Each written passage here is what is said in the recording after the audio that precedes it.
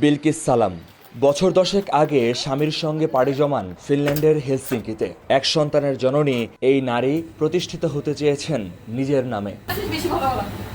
বাংলাদেশি মশলার স্বাদে রান্না করা মাছ আর শাকসবজি খাওয়ার আগ্রহ থেকেই শুরু করেন গ্রোসারি শপের স্টোর।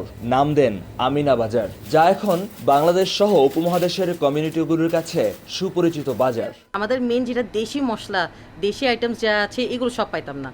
সো চিন্তা করতাম যে অন্যান্য কোনো দিকে গেলে যেটা আমাদের বাংলাদেশি ফিলিংটা আছে বাংলাদেশ থেকে আসার পরে, এই জিনিসটা যেটা মিসিং ছিল এটা কমপ্লিট করার জন্য maybe almost.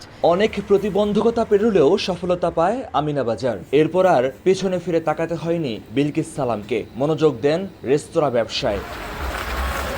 Mexican food chain তর্তিলা হাউসের 3টি রেস্তোরাঁ ট্রেডমার্ক করে নেন নিজের নামে। সেখানেও মিলে সফলতা। তার 4টি প্রতিষ্ঠানেই কাজ করছেন 12 জন বাংলাদেশি। ফিনল্যান্ডে কর্মসংস্থান তৈরি করতে পারাকেই সবচেয়ে বড় অর্জন বলে মনে করেন বিলকিস সালাম।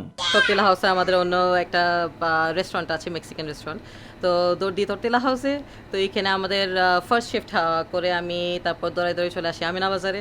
এত কিছুর মধ্যেও পরিবার সামলাচ্ছেন ঠিকঠাক। পাশাপাশি ব্যবসা পরিচালনার জন্য বিলকিস সালামকে আয়ত্ত করতে হয়েছে ইংরেজি, ফিনিশ, আরবি, হিন্দি ও উর্দু সহ বেশ কয়েকটি ভাষা। বাচ্চা কাচ্চা নিয়ে আমার একটা ছেলে আছে 5 বছর বয়সী, ওকে নিয়ে বাসা, দোকান, সব ব্রাঞ্চ দৌড়াদৌড়ি করা, তো এগুলো সবগুলো একটু ডিফিকাল্ট হয়, কিন্তু at the end of the day একটা শান্তি আছে যে নিজের, আলহামদুলিল্লাহ।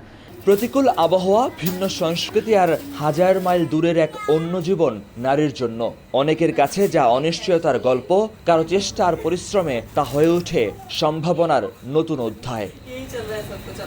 মহিউদ্দিন মধু, সময় সংবাদ, ফিনল্যান্ড।